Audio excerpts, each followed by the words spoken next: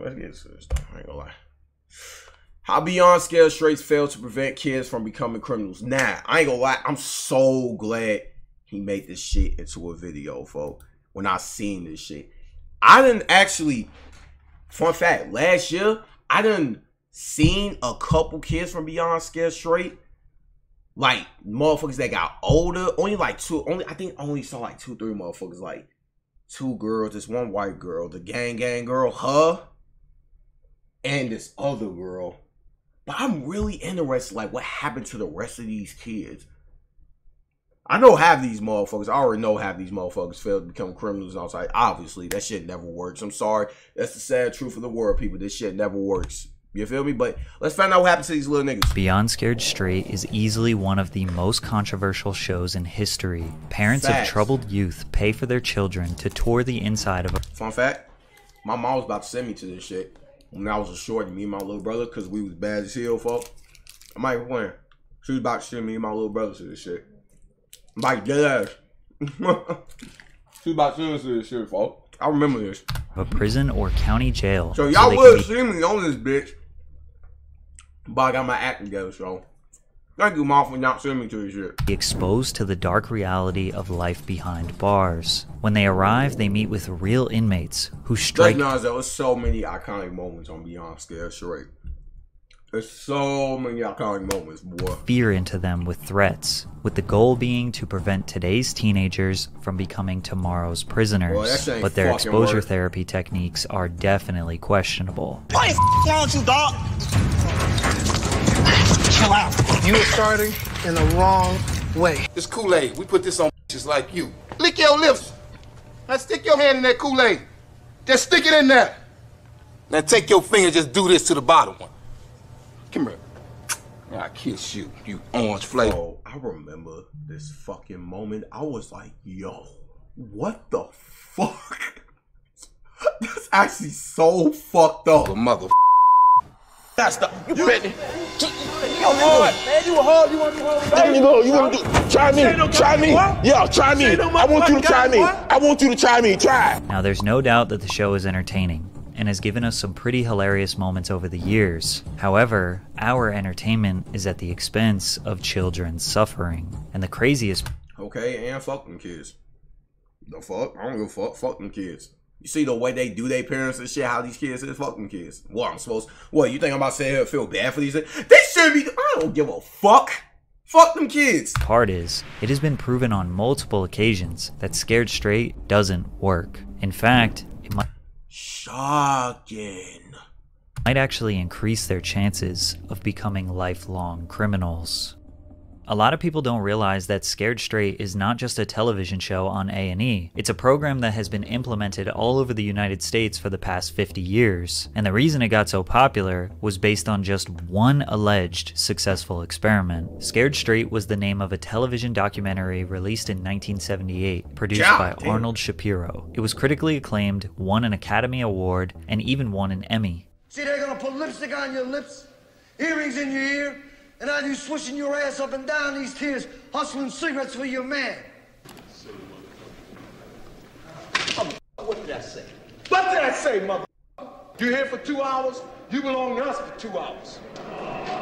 The film documented youth offenders who visited Rahway State Prison in New Jersey. They met with inmates with the goal of being so scared of going to prison that they went on to live a straight or crime-free life. The documentary claimed that 80 to 90% of the 8,000 children who visited Rahway's program would go on to remain law-abiding citizens afterwards. The popularity and surprisingly positive results led to more than 30 states rapidly implementing the program. No further questions were asked. Jails and prisons all over the country saw one documentary and thought they had a solution to all of their youth offender problems. The program's validity was immediately questioned by juvenile delinquency professionals, but that didn't stop it from becoming popular. The original documentary was followed by Scared Straight, Another Story in 1980, also produced by Arnold Shapiro. This one was just a dramatic film. The subjects were actors who did scripted reenactments of their petty crimes, which led them to entering the Scared Straight program, being screamed at, and then feeling reformed after a couple overnights in the prison.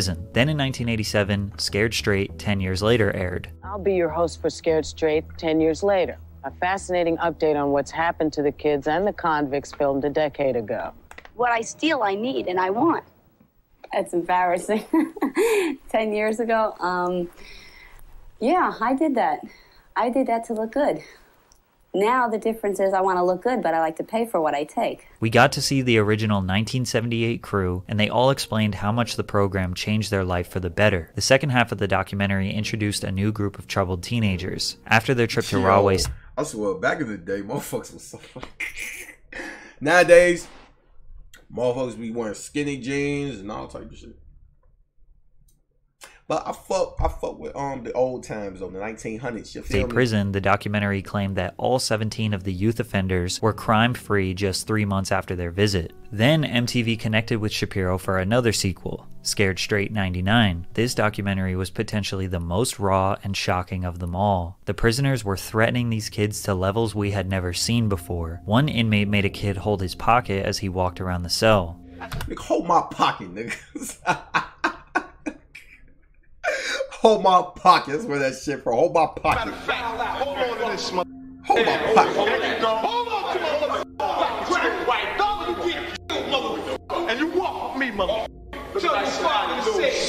This was highly regarded as one of the best out of the series, and people still genuinely believe this was an effective form of therapy for youth offenders, which makes sense when you consider the societal standard during this time period. Mental health issues that are widely known today had not been vigorously studied. Mental health as a whole wasn't taken as seriously as it is now. Plus, it was a lot more common for parents to use tough love and physical punishment to discipline their children. Yeah, good job. My mom did the same thing and it worked on me.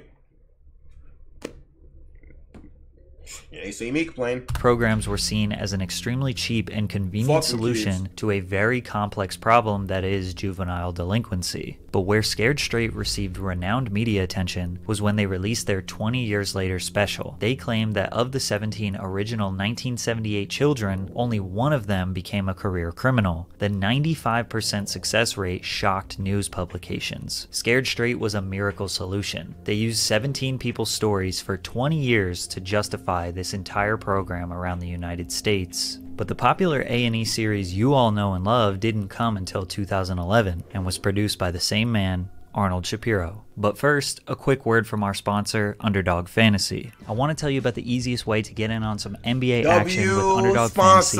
And by the way, chat. Just find your favorite player, if you don't know, or any player really. Pick higher or lower on that player's stats, and you can win up to 20 times your money. Your deposit doubled up to 1.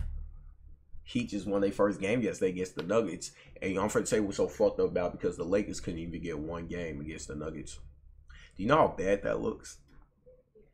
The Lakers couldn't win one game against the Nuggets. They guys got swept. Damn. $100 by Underdog. Underdog Fantasy is available in many states across the US. Check this map to see if you are in one of the eligible states. Again, download the Underdog Fantasy app, use code PatrickCC, and get those picks in. Thanks, Underdog Fantasy. So by the time most of us became aware of Scared Straight, it had already been a well-seasoned program all over the United States for 30 plus years. Beyond Scared Straight was a TV show that documented the experiences of troubled children as they embarked on a forced tour of a maximum security prison or jail. During the tours, inmates and officers would go to the We used to sit there and binge watch these episodes, chat. I'm not even playing with y'all. We used to sit there and binge watch this shit. Greatest lengths, screaming, locking them in cells, putting lipstick on them, roughing them up, anything they could do to shock the children and make them terrified of going to prison in hopes that it would steer them clear of a life of crime. What's up? You like to fight, homie? That's what you like to do, huh? You little bitch. You's a bitch, homie. You's a Pop-Tart. I see right through you, homie. You better not stop. You better. You hard, man. You a hard. You want to do hard? There you go. You want to do? Try me. Did you smirk at me? He says he don't know. This episode, I remember all of these episodes. Fact, bitch, you hold this.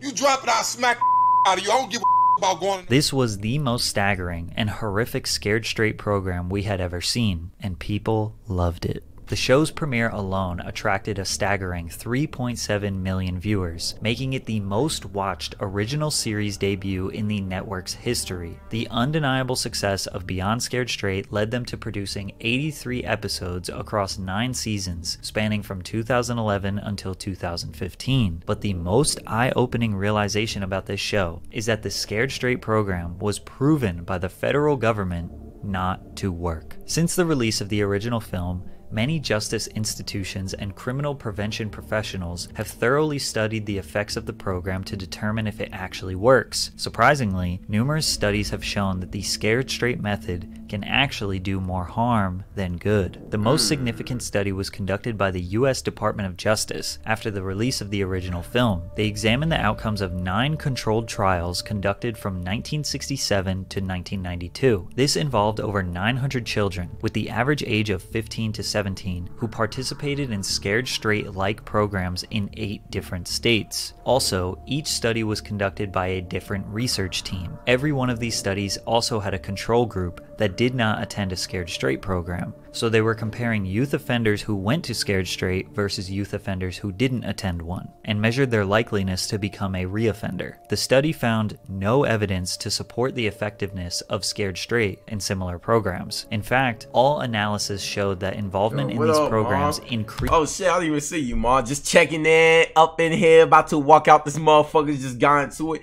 Who you just get to it? My mama in the chat. YouTube say hi to my mama. My mama in the chat. She at work. She fucking hates her job. Who you just getting to it, Ma?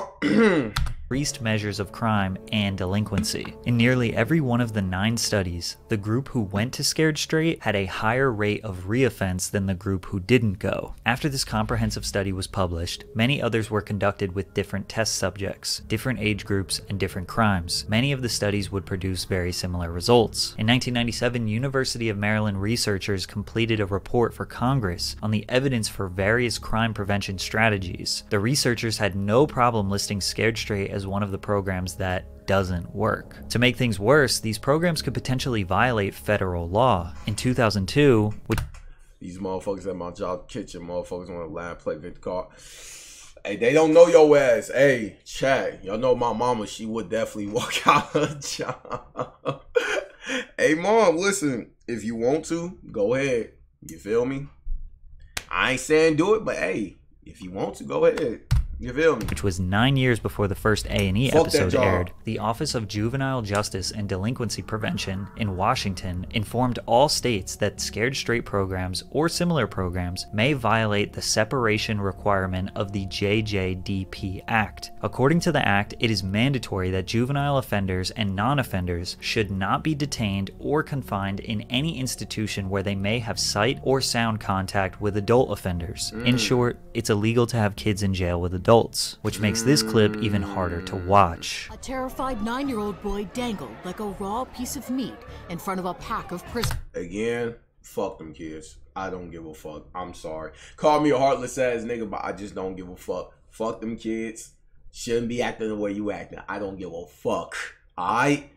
I'm a tough love ass nigga. Fuck them kids. Shouldn't be acting the way you acting and shit. Cause think about this. Think about it like this. If he wasn't acting the way he acting, he would have got himself in that situation. So who really fault is it? Sorry. Fuck them kids. Don't feel no bad for him. His crime, stealing pocket change from his mom and lying. I think we can... Shouldn't have been stealing. That's his fault. Why you stealing money from your mama? You would never got yourself in that situation. That's his fault.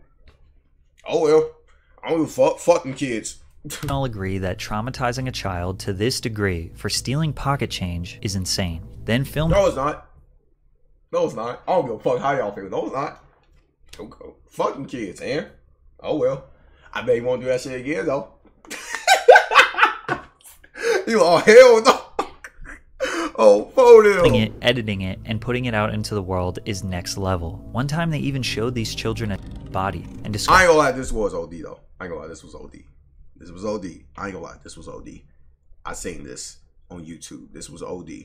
Describe to them what their parents would experience if they go to jail and die while on the inside. These programs typically break these children down. They start crying, are mortified, and just want to go home. But the sad part is, their home life is probably rough as well. On the surface, the concept behind these Scared Straight programs makes sense. Troubled kids are so afraid of prison that they change their ways to avoid such a dark future. However, there are multiple examples that say otherwise. Toby Keith Johnson was first featured on the show on season 3, episode 13. He was quiet and didn't show any emotion. The guards tried to break him down and make him feel bad about his choices, but he didn't budge. At the end, when the parents reunite with the children, Toby's mother didn't show up. 8 months later, Toby was featured on the show. I remember this nigga. He was featured on the show again because he was locked up.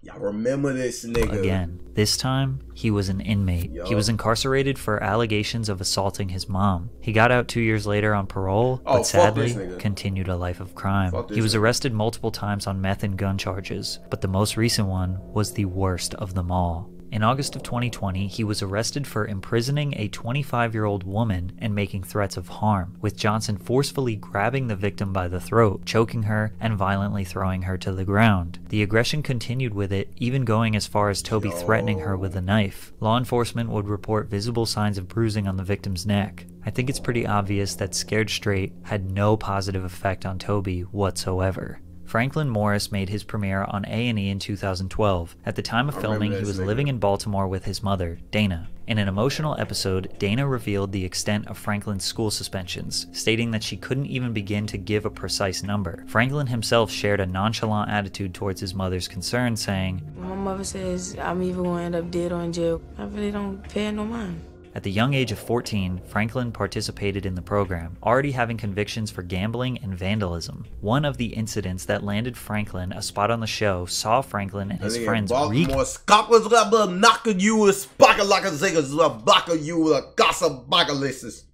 havoc in a store, knocking items off the shelves and vandalizing a local shop. Years after his time on the show, Franklin Morris became one of 3 teenagers who met a grim fate near a playground in North Baltimore. Alongside a 19-year-old and a 17-year-old, Franklin was found shot in the head and pronounced dead at the scene. What I thought about going to the jail it really was no big deal. The reset program, it didn't change me. It really don't feel no different. Since the majority of the show's participants were children at the time, it's hard to find the long-term results of their lives. However, based on what I found, it seems like a lot of them went on to live regular lives. If you search what happened to so-and-so from Beyond Scared Straight, most of what you find is clickbait leading you to an Instagram page of someone who we can't confirm was actually on the show. So if the program has been proven to be ineffective through various extensive studies across the past 30 years, why did they do a show about it? Well, that's because the guy who has built his entire career from this program, Arnold Shapiro, is fully convinced that this program is a good thing. Shapiro says that all the extensive studies are totally irrelevant because they were done. No, he don't. He just making money from that shit. Yo, as they slick, oh man, you just making money from that shit. Boy, stop playing. I know what you're from doing. 1967 to 1999. He also said that only the academic community believes proper counseling for youth offenders works. If society had the money or resources to do that, that would be great if every kid could have years of counseling, but it's not realistic. It would be interesting if A&E used the millions of profits from the show to get these youth offenders counseling, since society doesn't have the money, right? Shapiro shrugs off the criticism of Scared Straight. There's every variation. It works for some, it doesn't work for some. But you can say that about any program that exists. Shapiro thinks that as long as it works for some, then it justifies the program. And since the program exists, he is happy profiting off of it. He has openly admitted that the children they decide to be on the show are not the ones that they think will change, but rather the ones with the best personality. It really is based on their personalities and what happens with them. We didn't have any belief that Brandon T. from Michigan, who stood up to the officers and just kind of had a meltdown, would ever change. Even when the tour was over, he got thrown out, but we still picked him because it was so explosive, and we never saw anything like that before or since. Although other kids have stood up to officers, it's amazing. When I went through high school or even college, you never thought you would disrespect a teacher or an authority figure, especially somebody in law enforcement. But these like I said, it's for money and entertainment because you know this shit's bringing you money.